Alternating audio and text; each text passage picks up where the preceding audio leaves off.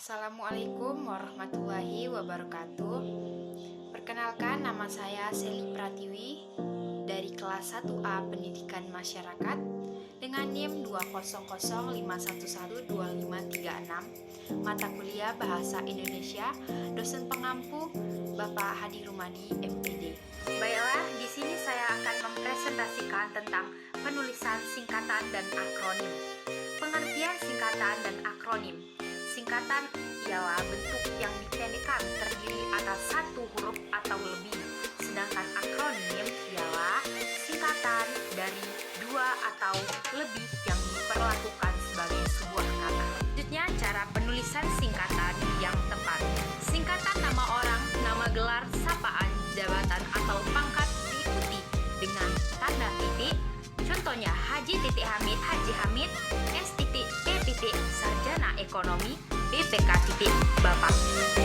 Kedua, singkatan nama resmi pemerintah dan ketatanegaraan, badan atau organisasi yang terdiri atas huruf awal kata ditulis dengan huruf kapital dan tidak diikuti tanda titik. Contohnya DPR, Dewan Perwakilan Rakyat, PT Perseroan Terbatas. Ketiga, singkatan yang terdiri atas 3 huruf atau lebih diikuti dengan tanda titik. Contohnya HLM titik halaman, DSB titik dan sebagainya. YTH titik yang terhormat, TTD titik tertanda. Singkatan yang terdiri dari 2 huruf yang lazim dipakai dalam surat menyurat masing-masing diikuti tanda titik. Contohnya A titik N titik atas nama, S titik D titik sampai dengan 5. Lambang kimia, singkatan, satuan, ukuran, takaran, timbangan, dan mata uang tidak diikuti tanda titik. Contohnya cm, sentimeter, kg, kilogram, dan rp, rupiah. Selanjutnya ada cara penulisan akronim yang tepat. 1. Akronim nama diri yang merupakan gabungan huruf awal unsur-unsur nama diri ditulis seluruhnya dengan huruf kapital tanpa tanda titik. Contohnya ABRI, Angkatan Bersenjata Republik Indonesia, LAN, Lembaga Administrasi Negara, SIM, Surat Izin Mengemudi. Yang kedua, akronim nama diri yang berupa gabungan suku kata atau gabungan huruf dan suku kata dari deret awal ditulis dengan huruf kapital. Contohnya Bulog, Badan Urusan Logistik, Kalteng, Kalimantan Tengah, dan Suramadu, Surabaya, Madura. 3. Akronim bukan nama diri yang berupa gabungan huruf awal dan suku kata. Gabungan suku kata ditulis dengan huruf kecil. Contohnya IPTEK, Ilmu Pengetahuan dan Teknologi, Pemilu, Pemilihan Umum, Puskesmas, Pusat Kesehatan Masyarakat. Selanjutnya ada penggunaan angka dan bilangan. 1. Angka dipakai untuk menyatakan lambang bilangan atau nomor. Kedua, digunakan untuk menyatakan ukuran panjang, berat, isi, waktu. Ketiga, angka lazim dipakai untuk melambangkan nomor jalan, rumah, dan apartemen. Selanjutnya saya akan menjelaskan yang keempat. Angka digunakan juga untuk menomori bagian karangan dan ayat kitab suci.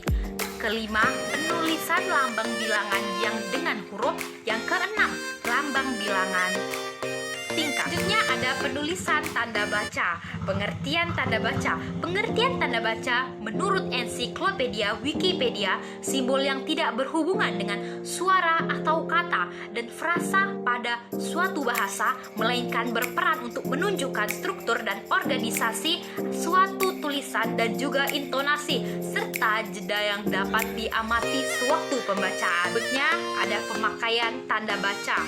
Pemakaian tanda baca bersangkutan dengan 1. Tanda baca apa yang tepat dipilih dalam menuliskan kalimat atau karangan dalam bahasa Indonesia.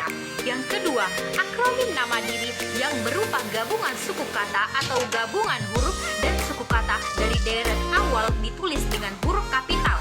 Contohnya Bulog, Badan Urusan Logistik. Yang kedua, ada Kalteng, Kalimantan Tengah. Selanjutnya ada Suramadu, Surabaya, Madura. Kedua, bagaimana cara menuliskan tanda baca tersebut? Rapat ataukah renggang atau spasi? Ejaan yang disempurnakan memberikan salah satu pedoman dalam hal penggunaan tanda baca. Selanjutnya ada penulisan tanda baca. Macam-macam tanda baca dan contoh penggunaan tanda baca, yaitu tanda baca titik. Harga jam tangan itu sangat mahal. Tanda baca tanya, siapa wanita yang ada di sana? Tanda ingin membeli buku, tas, dan sepatu. Tanda baca titik koma. Pagi yang cerah, ibu memasak di dapur. Tanda baca hubung. Lihatlah buku-buku itu dan masih banyak lagi macam-macam tanda baca. Baiklah, itulah tadi penjelasan saya mengenai penulisan singkatan dan akronim. Maaf jika masih banyak kesalahan dalam cara pengungkapan ataupun yang lainnya. Terima kasih atas perhatiannya. Saya sudahi. Wassalamualaikum warahmatullahi wabarakatuh.